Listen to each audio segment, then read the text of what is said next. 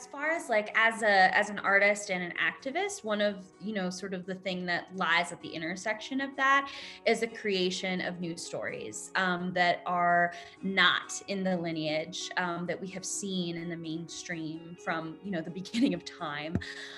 So I'm passionate about new plays because that is the future. That is where opportunities for BIPOC folk lie. That is where opportunities for LGBTQ plus folks are, disabled folks. Like, those stories are not captured in the lineage of our history and the so-called canon.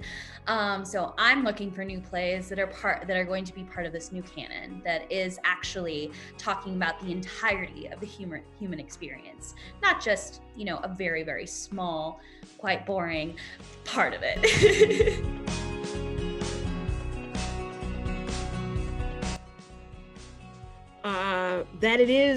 It's not final.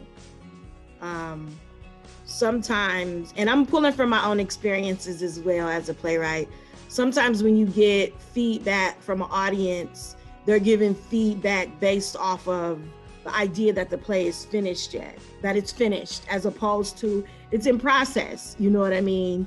And that also that their participation is very vital as well. That the information that they give it can be very insightful, and it can be very, very, it can change the play in a huge way. You know what I mean? So the audience take their position as being a part of a new work very seriously.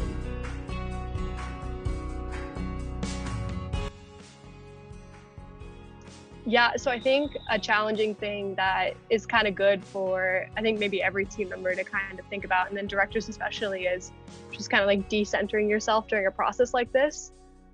This is less about like, I have an idea and I want to see this idea come to life. It's more about like, all right, we have somebody with a vision and a voice. How can I help that come to life? How can I support this room of people and these individuals, instead of kind of making about my ideas? You're always asking, what does the play need? What does the playwright need? How can I help it get there? What can I be doing to support that? And I think that can sometimes be a challenge. You have to kind of like check yourself before you come into the room and go, okay, like, am I asking these questions because I want to see that happen? Or am I asking these questions because this is what will best service? This is what the playwright has communicated. This is like what we're going for as a whole. But then there's the huge reward of that. It's seeing, the piece kind of grow and the people work together and this cookie be baked and everyone taking a big bite and being so excited and imagining this future together. And it happened with everyone like coming together and doing this thing as a unit, as like all equals coming together and creating it.